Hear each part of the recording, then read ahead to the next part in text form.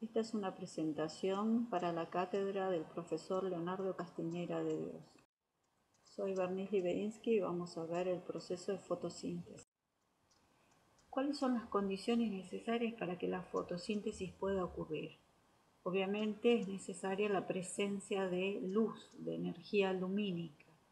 Dentro de los autótrofos tenemos dos grupos, los quimioautótrofos y los organismos fotosintéticos. Los que vamos a ver en esta oportunidad son los fotosintéticos, que utilizan la energía lumínica para producir su alimento, ¿sí? Almacenar esa energía lumínica en forma de energía química en la molécula de glucosa inicialmente. Todos los seres vivos dependen directa o indirectamente de estos organismos, que se llaman los organismos productores, que producen materia orgánica a partir de materia inorgánica.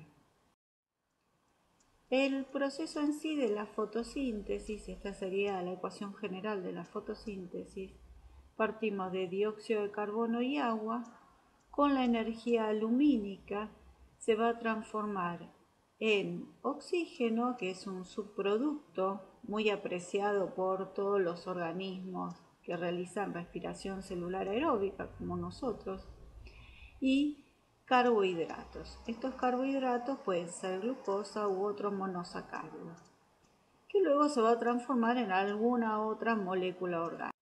La ecuación general de la fotosíntesis es 6 moléculas de dióxido de carbono más 6 moléculas de agua con la energía aportada por la energía lumínica.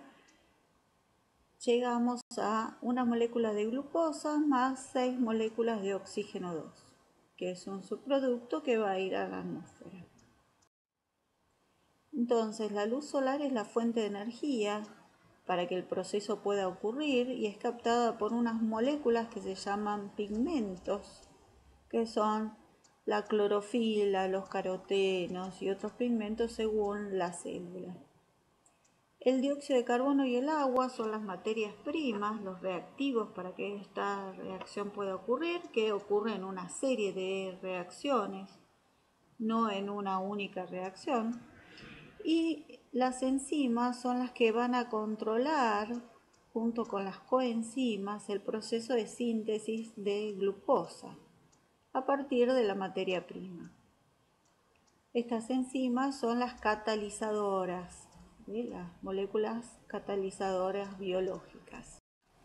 Existen dos teorías sobre la naturaleza de la luz, la teoría ondulatoria y la teoría corpuscular. La teoría ondulatoria dice que la luz es una onda y la teoría corpuscular postula que está compuesta por paquetes energéticos que se denominan fotones. Digamos que estas dos teorías se complementan, ya que los fotones son unidades energéticas que viajan en forma de onda. A la distancia entre dos picos de estas ondas, que se les llaman crestas, se les llama longitud de onda. Según la longitud de onda, tenemos los distintos tipos de radiaciones.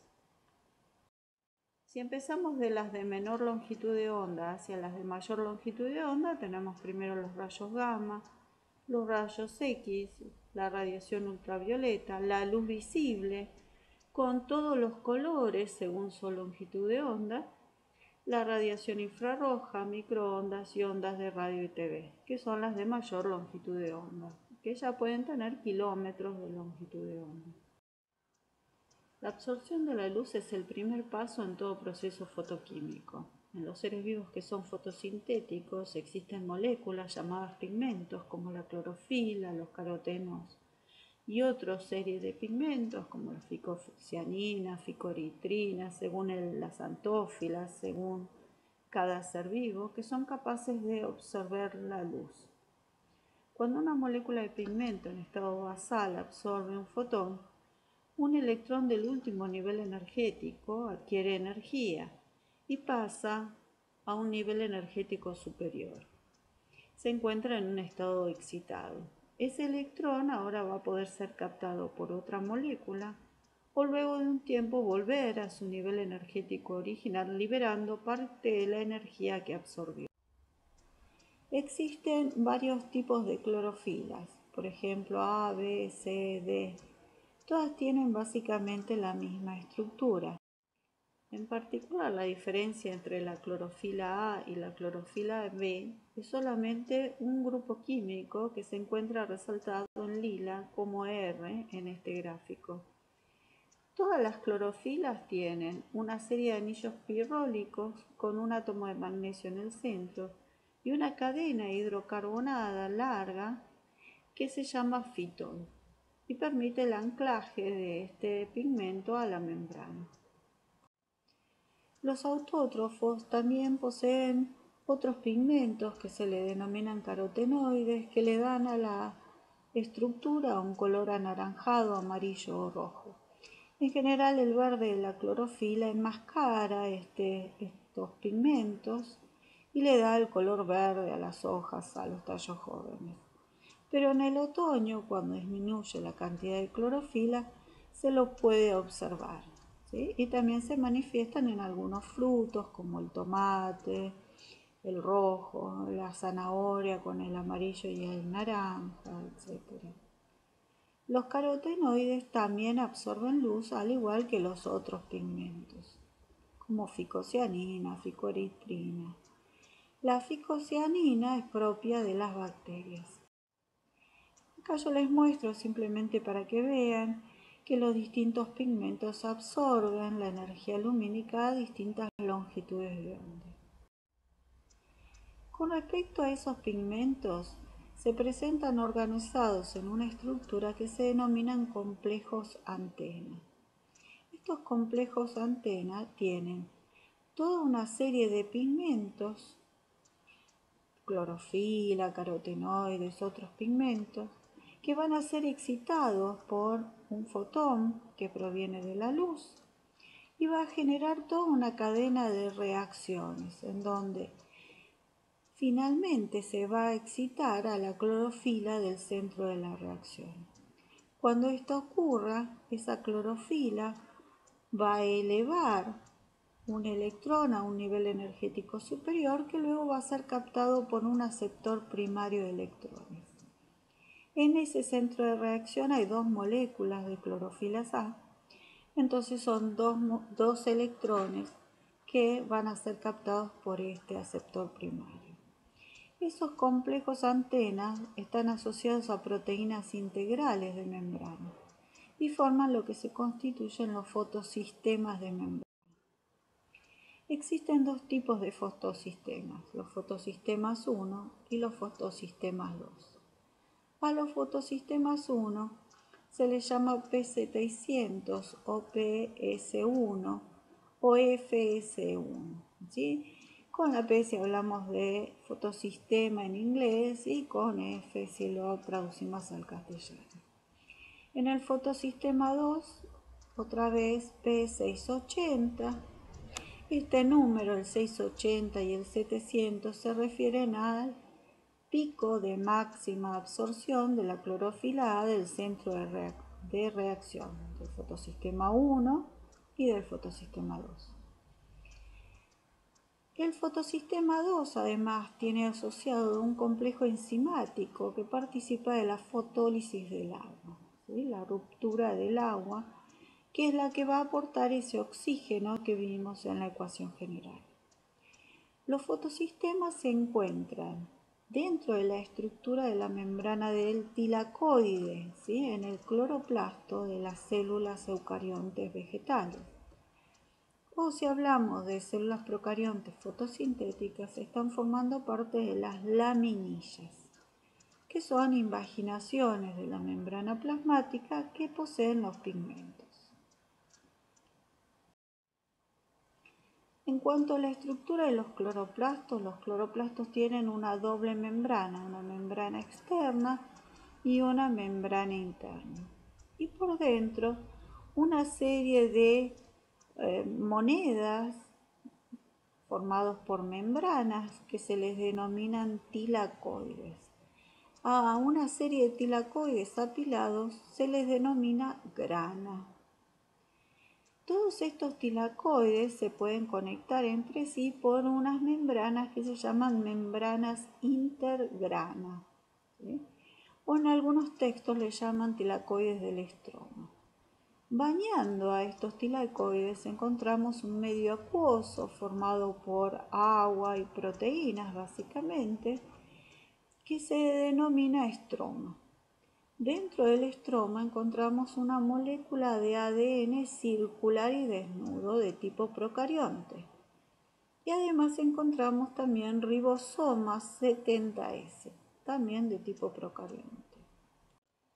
Con respecto al origen endosimbiótico de los cloroplastos, se plantea que los cloroplastos eran bacterias procariontes primitivas que fueron introducidas en el interior de células eucariontes primitivas por un proceso similar a una fagocitosis, pero no fueron digeridas.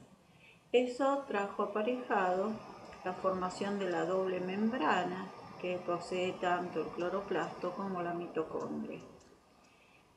Dentro del cloroplasto, a su vez, encontramos otra membrana, que es la que constituye la membrana de los tilacoides, que se supone que surgió a partir de las laminillas tilacoidales de la célula procarionte original. Esta hipótesis endosimbiótica postula que ocurre una simbiosis entre lo que es la célula que ingresó adentro de la eucarionte primitiva y la célula procarionte original. En esta simbiosis interna, ambas células se ven beneficiadas. La célula procarionte original estaría en un medio estable, con temperatura constante, protegida, con nutrientes, y para la célula que la recibió, la célula eucarionte primitiva, ahora cuenta con un nuevo mecanismo de obtención de energía que no tenía originalmente. Puede aprovechar la energía lumínica para sintetizar materia orgánica. A la fotosíntesis se la puede separar en dos grandes etapas, la etapa fotoquímica y la etapa bioquímica. Veamos la etapa fotoquímica, que corresponde a las reacciones dependientes de la luz. Por eso se dice que esta es una etapa fotodependiente, fotoluz. Esta etapa ocurre en las granas de los cloroplastos. Allí encontramos la clorofila y los otros pigmentos formando parte de los fotosistemas, que están dentro de la membrana de los tilacoides de los cloroplastos. Estos pigmentos captan la energía lumínica, ciertos electrones de estas moléculas de pigmentos se activan y finalmente concluye esta cadena de reacciones con la fotooxidación del fotosistema 2, que va a liberar un par de electrones. Estos electrones son captados por una molécula aceptora de electrones que se reduce. Fíjense, el fotosistema 2 se oxida y la molécula aceptora se reduce. La que recibe los electrones se reduce y la que los cede se oxida. Estos electrones luego pasan por una cadena transportadora de electrones entre el fotosistema 2 y el fotosistema 1, que va a ir liberando energía. Este pasaje de los electrones es gracias a reacciones de óxido-reducción, reacciones redox, en que secuencialmente las moléculas se van reduciendo y luego oxidando cuando le ceden ese electrón al transportador siguiente. La energía liberada se va a utilizar luego para la síntesis de ATP. Esto nuevamente lo explica el modelo quimiosmótico propuesto por Mitchell. Este ATP que se produce en las reacciones dependientes de la luz se utiliza luego en las reacciones de la etapa bioquímica, que si bien son fotoindependientes, no dependen directamente de la luz, sí dependen de los productos de esta primera etapa. ¿Cómo ocurre el proceso en detalle en la etapa fotoquímica? tenemos los fotones que inciden sobre el fotosistema 2. Ahora, ese fotosistema 2 tiene en el centro de la reacción esta clorofila P680 que se va a oxidar, se va a fotooxidar por acción de la luz y va a liberar un par de electrones que van a ser captados por este aceptor primario de electrones.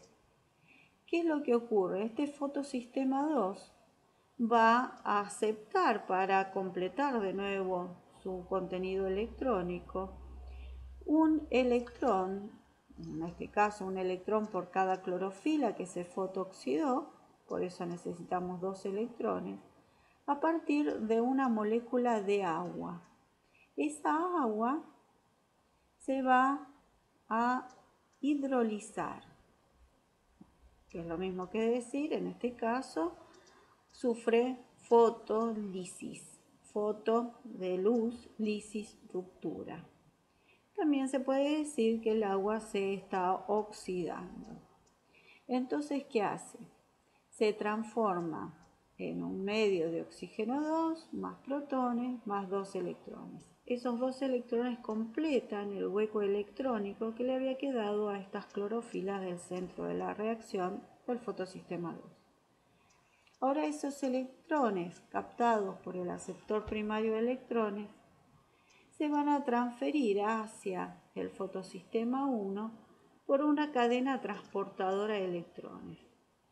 Esta cadena transportadora de electrones es muy similar a lo que es la cadena respiratoria en la respiración celular aeróbica y va a provocar la liberación de energía que ya vamos a ver va a estar acoplado al bombeo de protones ahora hacia el interior del tilacoide y cuando vuelvan a otra vez el estroma van a permitir, vuelvan por la ATP sintetasa, van a permitir la síntesis de ATP. Acá estamos en el cloroplasto en vez de en la mitocondria. Ahora, esos electrones llegan al fotosistema 1, donde también los fotones fueron captados por los distintos pigmentos del complejo antena y llegaron al centro de la reacción. Ahora, la clorofila del centro de reacción es el P700. Tenemos 2 moléculas de clorofila P700. Cada una de ellas va a fotooxidarse nuevamente y va a liberar un par de electrones, que son reemplazados otra vez por los electrones que vienen del fotosistema 2 y que vienen del agua. Ahora, seguimos la vía de ese aceptor primario de electrones. Ahora van a pasar a la ferredoxina, luego van a pasar a la NADP reductasa y van a permitir que el NADP oxidado tome protones y los electrones provenientes del fotosistema 1 para sintetizar NADPH. Se dice que esta coenzima reducida, el NADPH más H+, tiene protones y electrones que en última instancia provienen del agua, ¿sí?, que se fotooxidó a nivel del fotosistema 2. El modelo quimiosmótico explica la síntesis de ATP. Entonces tenemos la molécula de agua que va a sufrir fotólisis a nivel del fotosistema 2 y le va a ceder un par de electrones a este fotosistema. Este fotosistema 2 que se reduce, luego se va a oxidar y así sucesivamente los distintos transportadores. Estos transportadores tienen nombres: plastoquinona, citocromo B6F, plastocianina, hasta llegar al fotosistema 1. Estos nombres intermedios no los deben recordar. Este pasaje de electrones de un transportador al siguiente hasta llegar al fotosistema 1 va a liberar energía. Esa energía se utiliza para bombear protones desde el estroma hacia el interior del tilacoide, el espacio intratilacoidal. Eso provoca que los protones se acumulen en el espacio intratilacoidal, generándose un gradiente electroquímico de protones, o también le llaman hidrogeniones, más cargas positivas en el interior del tilacoide y menor pH. Ahora, estos protones o hidrogeniones tienden espontáneamente a volver hacia el estroma a favor del gradiente de concentración, y lo hacen a través de la ATP sintetasa, que aprovecha este pasaje a favor del gradiente de concentración para sintetizar ATP. Veamos qué pasan con esos electrones luego de llegar al fotosistema 1. Pasan a la ferredoxina y de allí a la NADP reductasa, que reduce el NADP con protones y electrones provenientes del agua, para formar NADPH más H+. La etapa bioquímica antiguamente se denominaba etapa oscura porque no depende directamente de la luz, pero sí de los productos de la etapa anterior. Utiliza el ATP y el NADP reducido, NADPH, producido en la etapa fotoquímica. A esto se le agrega el dióxido de carbono que proviene de la atmósfera. Por eso también se denomina etapa de la fijación del dióxido de carbono, o también ciclo de Calvin y Benson, debido a su descubridor. Esta etapa ocurre en el estroma. Cada una de las reacciones de la etapa bioquímica está catalizada por una enzima presente justamente en el estroma. Bueno, entonces veamos ahora cómo ocurren estas reacciones independientes de la luz. Entonces, tenemos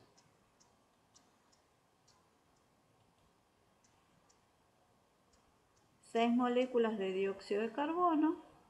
Estas 6 moléculas de dióxido de carbono se van a unir a 6 moléculas de ribulosa difosfato, que es la molécula aceptora del dióxido de carbono. Estas ribulosas difosfatos tienen 5 carbonos. 5 más 1 del dióxido se forman 6 moléculas de 6 carbonos cada una. Ahora vamos a ver el tema de la reorganización de los carbonos. Entonces estas 6 moléculas de 6 carbonos cada uno se van a romper cada una de estas moléculas de 6 carbonos en 2 de 3 carbonos. Entonces tenemos 12 moléculas de 3 carbonos, que es el fosfoglicerato. Este fosfoglicerato se va a activar con el aporte del ATP, que se va a transformar en ADP para formar 12 moléculas de difosfoglicerato. Este difosfoglicerato, con el NADP reducido que proviene de la etapa anterior, igual que el ATP, se va a reducir este difosfoglicerato a fosfogliceraldehído o gliceraldehído fosfato. 12 moléculas de gliceraldehído fosfato. De estas 12 moléculas, 2 se van a separar para después formar algún monosacárido, que puede ser inicialmente glucosa o fructosa, a partir de la cual después se forme sacarosa o se forme almidón o celulosa, o por nudo metabólico se transforme en aminoácidos para la síntesis de proteínas o ácidos grasos, etc. Ahora me quedan 10 moléculas de fosfogliceraldehído. Estas se van a ir reorganizando con el aporte de ATP nuevamente de la etapa anterior para regenerar las 6 moléculas de ribulosa difosfato para volver a tomar nuevo dióxido de carbono. Si yo marco radiactivamente este dióxido de carbono de la atmósfera, voy a tener los 6 carbonos de esa hexosa o de esa triosa que se forme inicialmente, marcados en cada carbono, porque los carbonos del glúcido provienen del dióxido de carbono. Veámoslo acá nuevamente con los carbonos. Tengo 6 moléculas de 5 carbonos, ¿sí?, de la aceptora de los dióxidos, ribulosa difosfato. Entonces 6 por 5, 30 carbonos. Más 6 carbonos del dióxido, son 30 más 6, 36. Estos 36 carbonos primero me forman estos intermediarios de corta vida, 6 moléculas de 6 carbonos, o sea 6 por 6, 36 carbonos de nuevo, que rápidamente se rompen en 2 de 3. Entonces tengo 12 moléculas de 3 carbonos. 12 por 3, otra vez 36. Estas 36 carbonos en forma de 12 moléculas se activan, se reducen y me dan por resultado 12 moléculas de gliceraldehído fosfato o fosfogliceraldehído. 12 por 3 cada una, sigo teniendo 36 carbonos. De estos 36 se separan 2 moléculas de fosfogliceraldehído para hacer una glucosa, por ejemplo. Entonces separo 6 carbonos. Me quedan 30. 30 carbonos en forma de 10 moléculas, que otra vez se van a reorganizar y llegamos a los 30.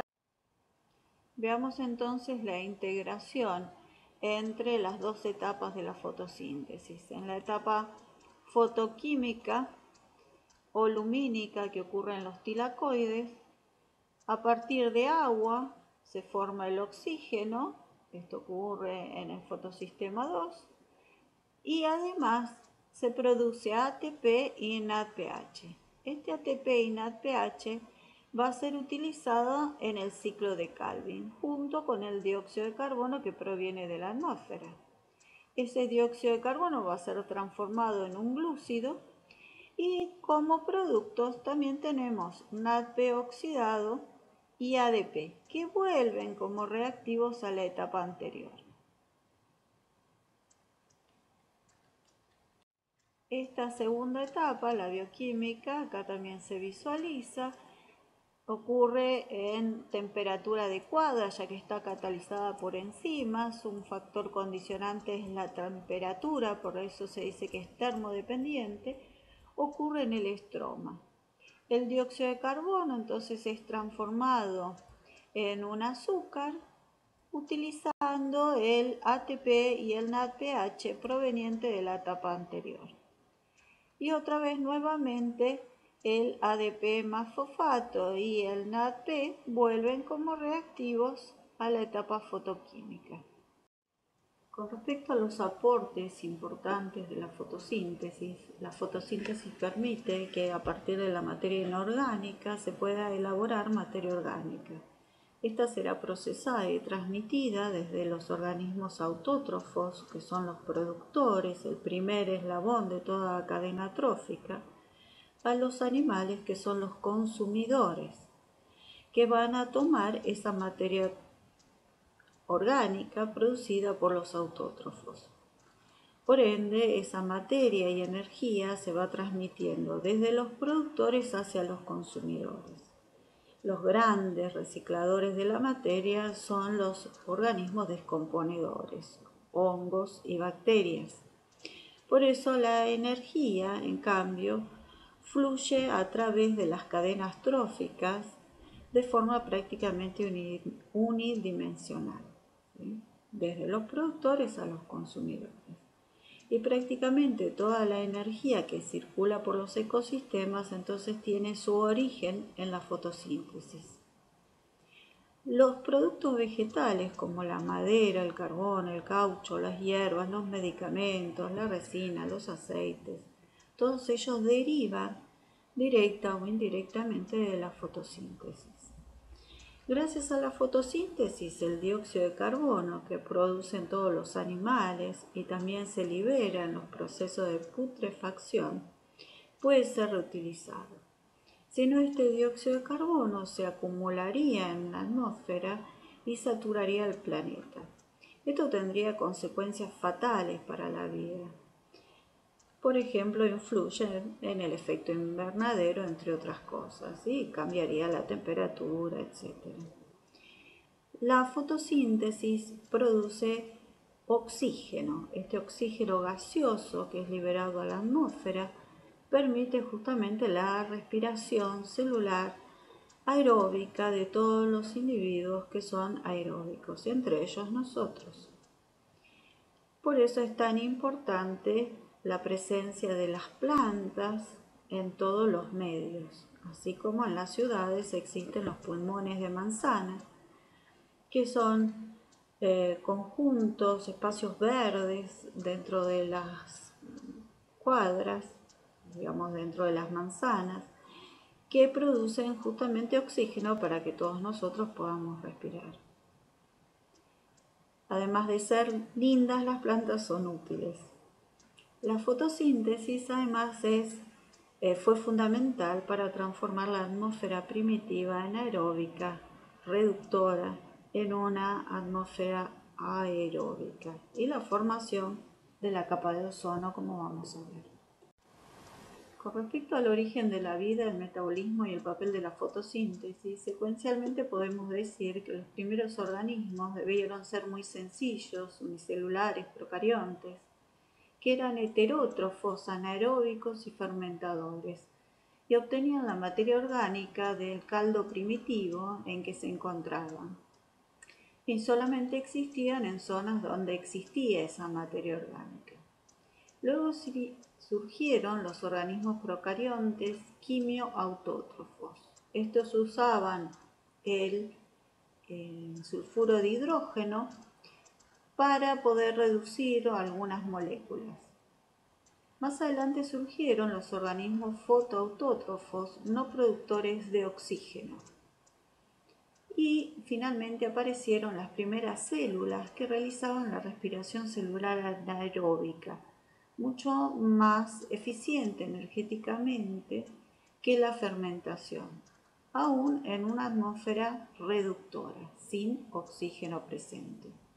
Posteriormente aparecieron los organismos procariontes autótrofos fotosintéticos, pero ahora sí productores de oxígeno. Esto modificó drásticamente la atmósfera primitiva y aumentó el nivel de oxígeno, ya que no había otros organismos que lo utilizaran inicialmente. Esto permitió el surgimiento ahora sí de un nuevo metabolismo, que es la vía metabólica de la respiración celular aeróbica, que empezaron a consumir este oxígeno atmosférico y producían con ella una producción de energía mucho más alta, ¿sí? A partir de la degradación de la materia orgánica, usando como aceptor final de los electrones a este oxígeno atmosférico. Acá se dio una gran competencia entre los organismos, ya que aquellos que eran anaeróbicos estrictos desaparecieron de los lugares en los cuales había este oxígeno atmosférico. Ahora bien, van a surgir los primeros organismos unicelulares, pero eucarióticos. Estos organismos eucariontes, mucho más complejos, aparecen mucho más adelante en la evolución que los primeros organismos. Y finalmente, la acumulación de este oxígeno y su encuentro con la radiación ultravioleta permitieron la formación de la capa de ozono, que cambió drásticamente las condiciones sobre esta Tierra. Gracias por escuchar la clase, espero que les sea útil.